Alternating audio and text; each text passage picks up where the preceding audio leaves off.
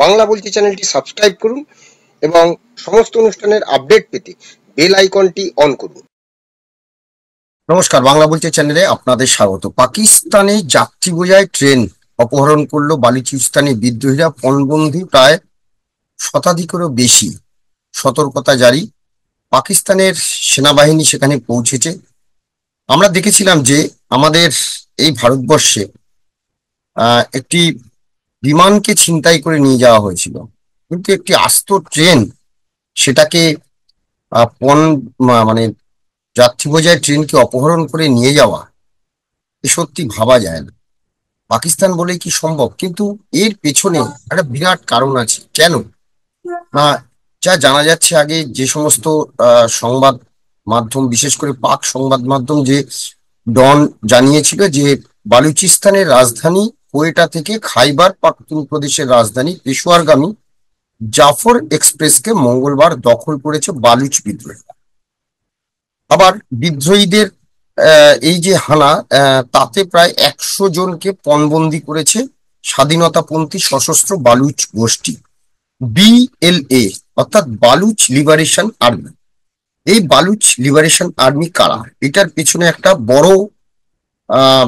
খুব বড় আর কি ইতিহাস আছে। আমাদের এখানে যদি দেখা যায় যে মাওবাদ একটা বড় সমস্যা, তারা যে বিষয়টা চায় মাওবাদীরা, ঠিক, অর্থাৎ মানুষের অধিকার, জল জঙ্গলের অধিকার, যেমন তাদের একটা বড় দাবি, এবং মানুষের সেই দাবি নিয়ে যেমন মাওবাদীরা বিভিন্ন জায়গায়, বিশেষ করে জল জঙ্গল ঘেরা যে সমস্ত জায়গায়, সেই জায়গাগুলো তারা থাকে, ঠিক এখানে বালুচ লিবারেশন আর্মি BLA তাদেরও কিন্তু একটা ন্যায্য দাবি। পাক সংবাদ মাধ্যম যে ডন সূত্রে আরো জানা গেছে যে রাজধানী কোয়েটা থেকে খাইবার পাখতুনখোয়া রাজধানী পেশোয়ারগামী জাফর এক্সপ্রেসকে মঙ্গলবার দখল করেছে বিদ্রোহীরা। 9টি কোচ বিশিষ্ট ট্রেনটিতে প্রায় 500-র বেশি যাত্রী ছিল। তাদের মধ্যে 100 জনেরও বেশি জঙ্গিদের পণবন্দি করা হয়েছে। আর সংবাদ সংস্থা রয়টার যেটা জানাচ্ছে, ট্রেনের নিরাপত্তার দায়িত্বে থাকা 6 জন সেনাকর্মী বালুচ বিদ্রোহীদের গুলিতে নিহত হয়েছেন।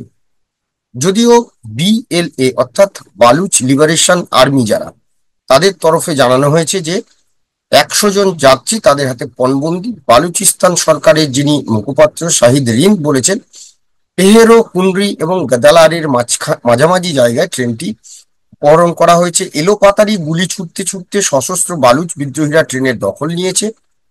প্রাথমিকভাবে পাহাড়গেরা জানা গেছে যে পাহাড়গেরা রেলপথের 8 নম্বর টানেলের ভেতরে অপহৃত ট্রেনটিকে নিয়ে যাওয়া হয়েছে।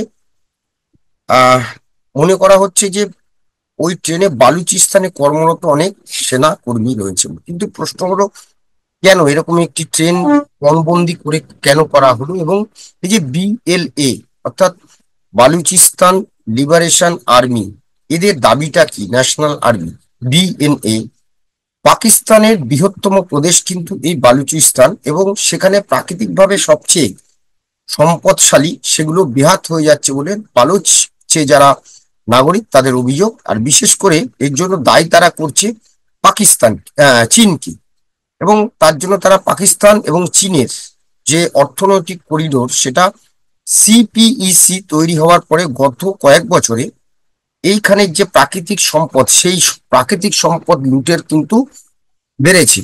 এবং এই রাস্তা ব্যবহার করে ইসলামাবাদ এবং বেজিং এর মধ্যে যোগাযোগ স্থাপন হয়েছে, এবং বেজিং এর শাসকরা এই প্রাকৃতিক সম্পদ লুট করেছে বলে জানা গেছে। এখন যেটা বিষয় যে এইটার পেছনে কি কারণ, যদি দেখা যায় যে এই যে বালুচিস্তান হচ্ছে পাকিস্তানের সবচেয়ে বড় প্রদেশ, এবং এর আয়তন প্রায় 3,47,190 কিলোমিটার, যা পাকিস্তানের আয়তনের প্রায় 43%, অর্থাৎ পাকিস্তানের প্রায় অর্ধেকের থেকে খানিকটা কম এই বালুচিস্তান। কিন্তু জনসংখ্যার দিক দিয়ে খুবই ছোট, কারণ এখানে বহু প্রাকৃতিক সম্পদ রয়েছে, খনিজ সম্পদ রয়েছে।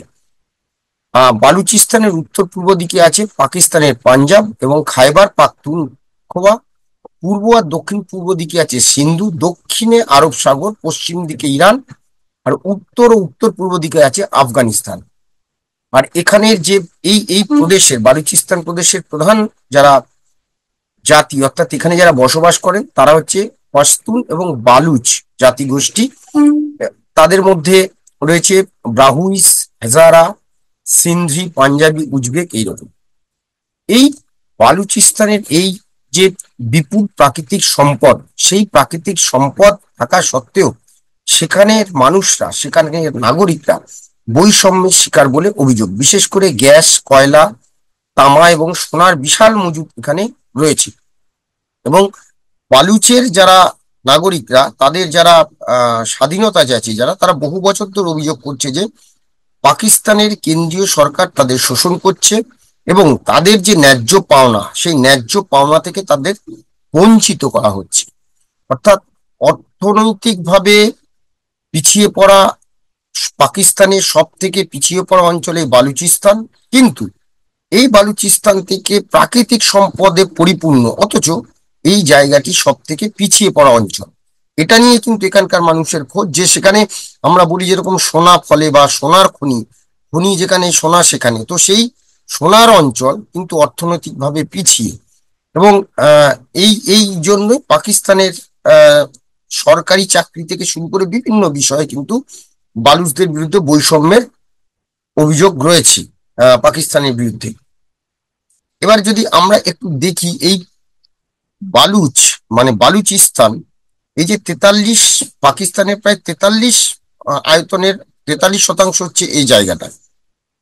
এইটা কিন্তু বালুচিস্তানে প্রথম সশস্ত্র বিদ্রোহের সূচনা হয়েছিল 1947 সালের স্বাধীনতার পরে, এবং তাদের সঙ্গে সেখানে যোগ দিয়েছিল মাকড়া, লাস, বেলা এবং খাড়া। চতুর্থ একটি প্রিন্সলি স্টেট খান অফ কালাতের শাসক আহমদ ইয়ার খান প্রথমে পাকিস্তানে যোগ দিতে রাজি হননি, কিন্তু অবশেষে 1948 সালে তিনি রাজি হন এবং তখন তার ভাই প্রিন্স আগা আব্দুল করিম বালুচ, তিনি প্রথম এই বালুচিস্তানে সশস্ত্র বিদ্রোহের সূচনা করেন। অর্থাৎ তারা বালুচিস্তান নিয়ে আলাদা প্রদেশ, স্বাধীন বালুচিস্তানের স্বপ্ন দেখাতে শুরু করে। এবং এই যে বালুচিস্তানের স্বাধীনতার জন্য পাকিস্তানের সামরিক বাহিনীর সঙ্গে বালুচিস্তান লিবারেশন আর্মির সংঘাত কিন্তু আজ নয়, বহু দিন ধরে এটা হয়ে আসছে, এবং সেই সংঘাতের জাতাকলে পড়েছেন সাধারণ মানুষ, কিন্তু এখনো পর্যন্ত সেই স্বাধীনতা কিন্তু দূরহস্ত তারা পায়নি। এবং স্বাধীন বেলুচিস্তানের জন্য প্রতিবেশী ইরান ও আফগানিস্তানের যে সমর্থন তারা কিন্তু পায়নি। এবং কারণ স্বাধীনতা অর্জন করলে ইরান ও আফগানিস্তানের যারা বেলুচ, তারা স্বাধীন বেলুচিস্তানে চলে আসতে পারেন, তাই তারা কিন্তু ইরান এবং আফগানিস্তান তাদের কখনোই সমর্থন করেনি। আর এই এই পুরো ঘটনার পেছনে রয়েছে কিন্তু একটা বড় বিষয়, সেটা হচ্ছে যে চীনের ভূমিকা। চীনের একাধিক প্রকল্প এই বালুচিস্তান ঘিরে কিন্তু হয়েছে, যেহেতু এখানে প্রাকৃতিক সম্পদে পরিপূর্ণ আর পাকিস্তান এখন অর্থনৈতিকভাবে বেশ দুর্বল, চীন ঠিক এই সুযোগটাকে কাজে লাগিয়েছে।